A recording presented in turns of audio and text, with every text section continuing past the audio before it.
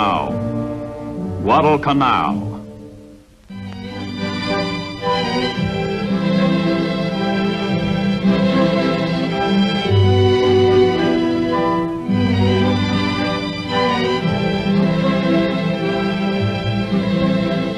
Poured from some 100 factories, reaped from some 1,000 farms, spewed out in fantastic abundance by American labor and machines, the supplies for war are heaped upon an island base in the South Pacific. All the world knows its name, Guadalcanal.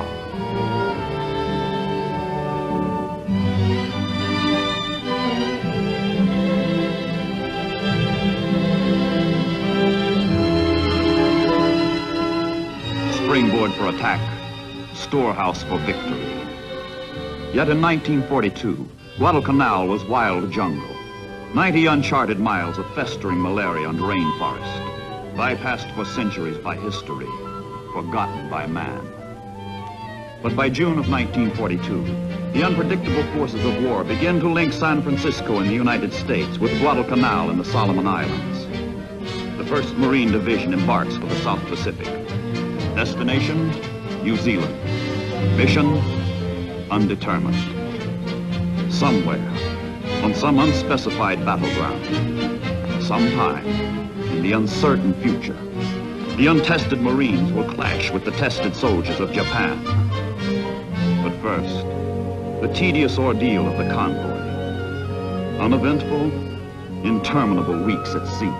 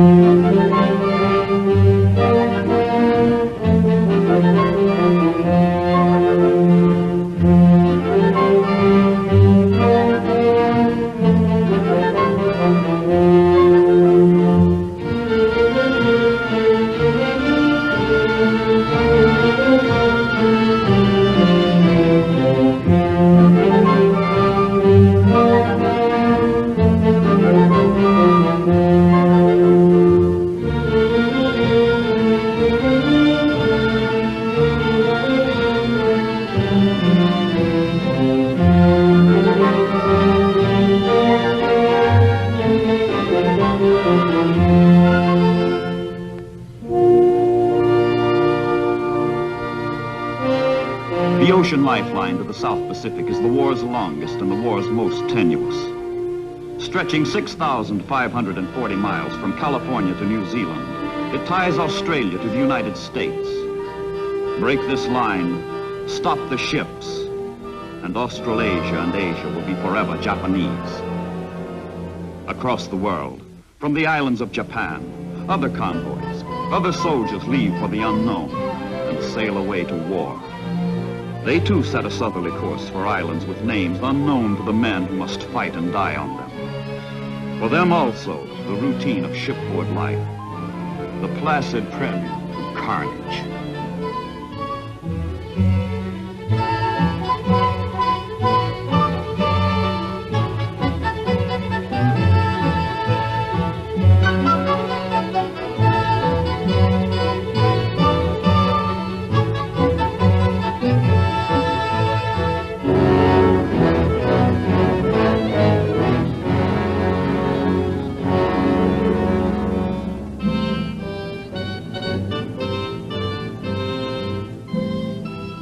after the conquest of Rabaul in the Bismarck Archipelago, the Japanese push down the Solomon Islands. The two opposing forces slowly converge.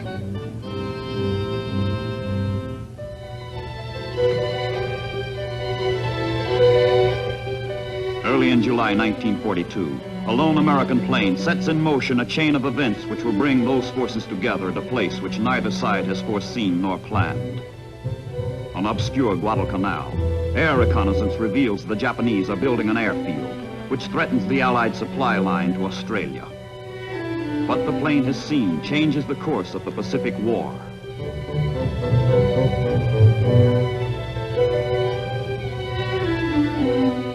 The Pentagon, Washington, seat of American war planning. The Joint Chiefs of Staff recast their global strategy to meet the new Japanese menace to the Allied positions in the South Pacific. Resources are slim, trained troops are lacking, but the Japanese can be permitted to go no further. Guadalcanal must be taken. Admiral King casts the die.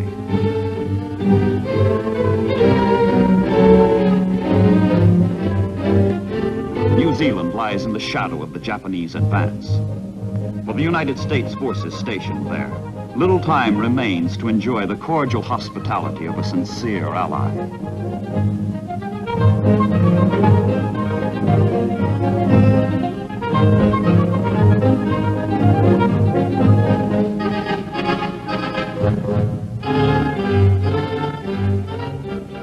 The Marines have their mission now, to launch the first offensive land action in the Pacific War. Under Generals Vandegrift and Rupertus, the 1st Division is ordered to Guadalcanal, ordered to seize the island and its airstrip.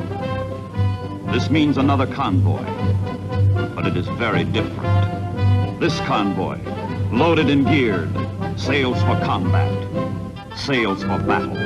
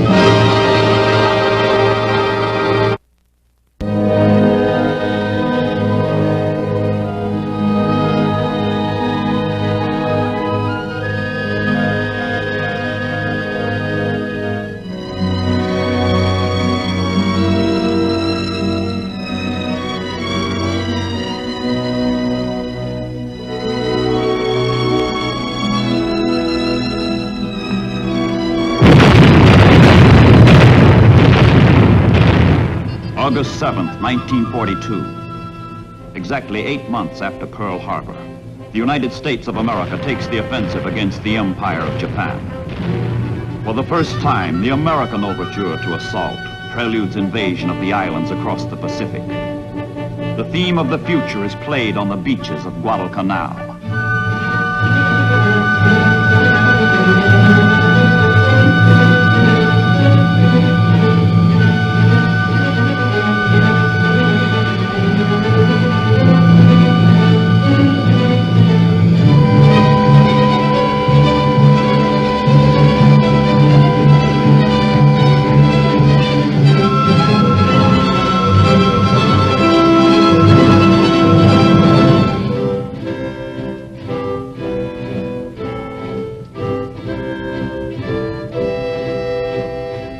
The order to commit the troops has been given. Land the landing force. The day of hit and run in the Pacific is over. The hour of hit and stay has come. The first American amphibious operation in World War II is enacted like a dress rehearsal. Bombardment has driven the enemy off the beaches. The Marines walk ashore, into the island.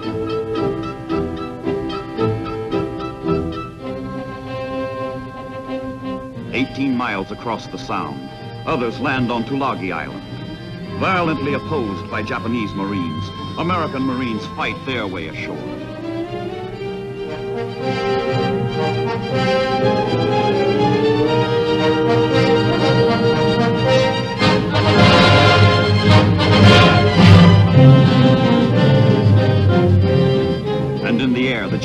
strike back swiftly, strike back hard. Bombers from Rabaul hit American transports before they can unload supplies vitally needed to sustain the landings. Damage to the transports at sea means near disaster to the Marines ashore.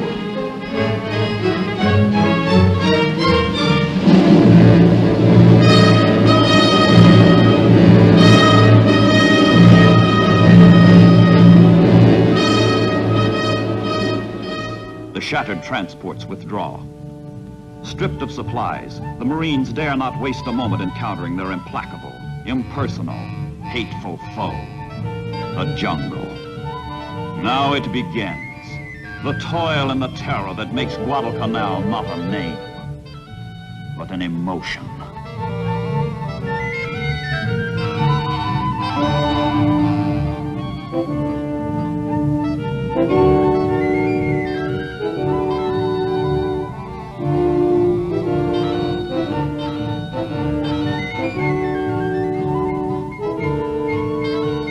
The airstrip is taken the day after landing, and the Marines christen it Henderson Field to honor a fallen buddy. Their own gear destroyed, the engineers use Japanese equipment to prepare the field for the first American planes.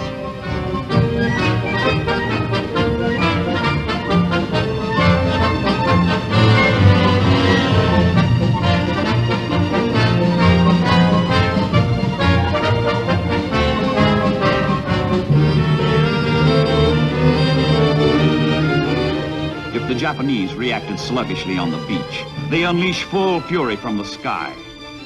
Their own field now menaces their own flank. They go all out to destroy it first, planning to retake it later.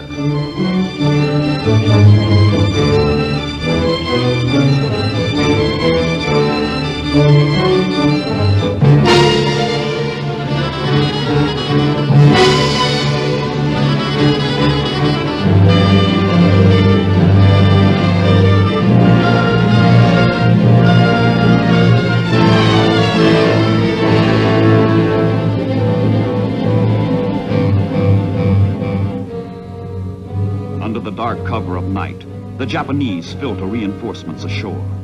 Special landing troops, Imperial Marines, crack units. Their general has warned. This is the decisive battle between Japan and the United States. A battle on which the rise or fall of the Japanese Empire will depend. No troops are better fitted than these to master the jungle. Fearless, these men have been schooled in stealth and infiltration. They are experts in ambush and concealment.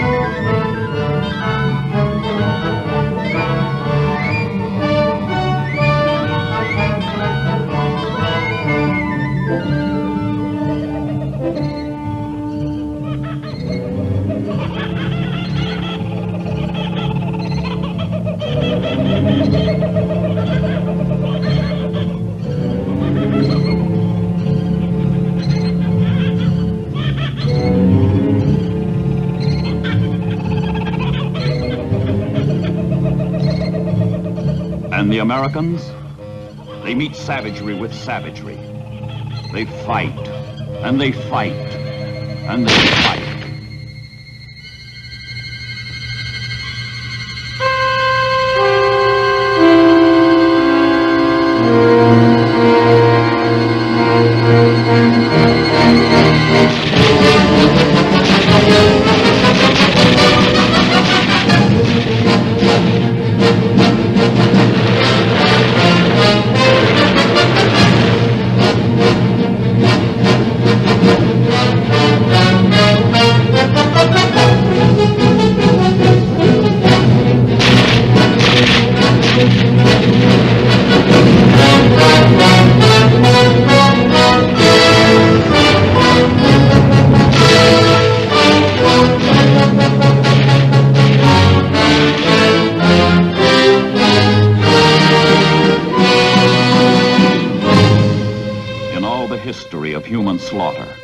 Few troops have ever endured such scourging as the Marines on Guadalcanal.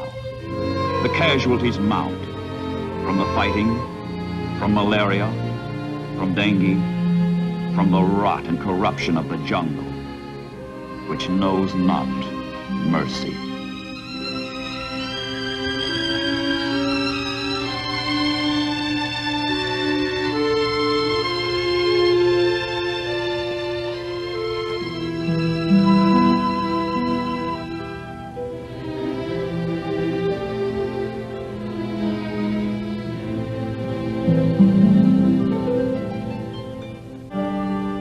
Salute the rising sun.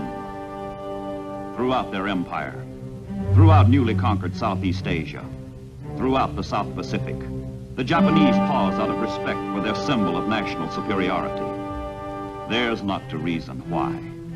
Theirs but to do and die. And die they will, and die they do in a series of the most terrible sea battles in history. Down from their island fortress to the north, Rabaul, comes the Imperial Japanese Navy with timetable regularity, the Tokyo Express.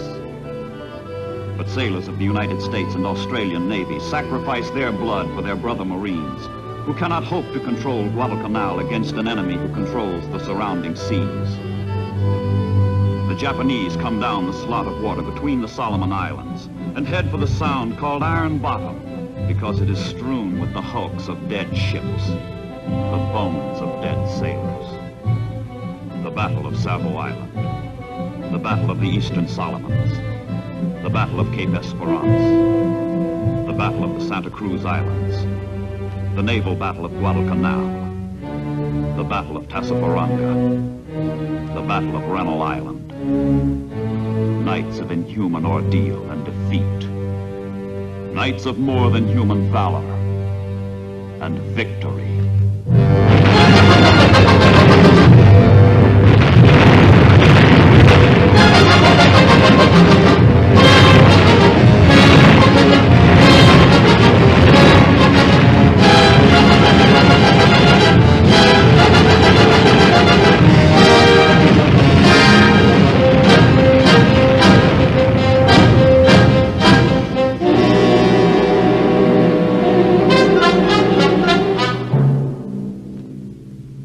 Guadalcanal is a running wound through which both sides bleed.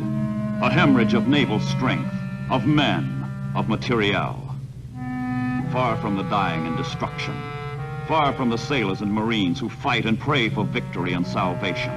The United States of America organizes her land, her resources, her industry, her men to answer the distant prayers. In the greatest mobilization of strength ever known to the world, America prepares to rescue the world.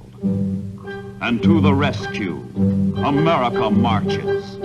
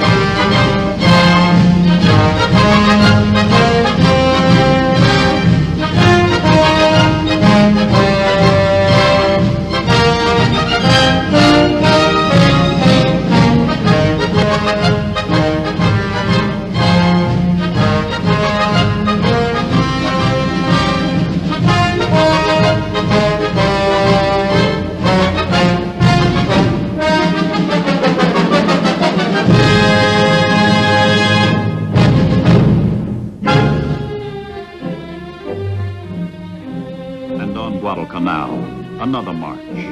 A march of grim men, old young men. A march of men leaving purgatory. The 1st Marine Division is being relieved. What's left of it.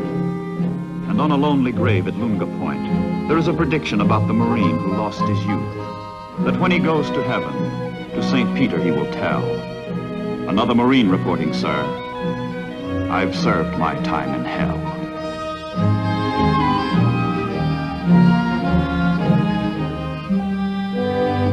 Admiral Nimitz, Commander-in-Chief, Pacific Ocean areas, flies down from Pearl Harbor to pay what small tribute is within man's province.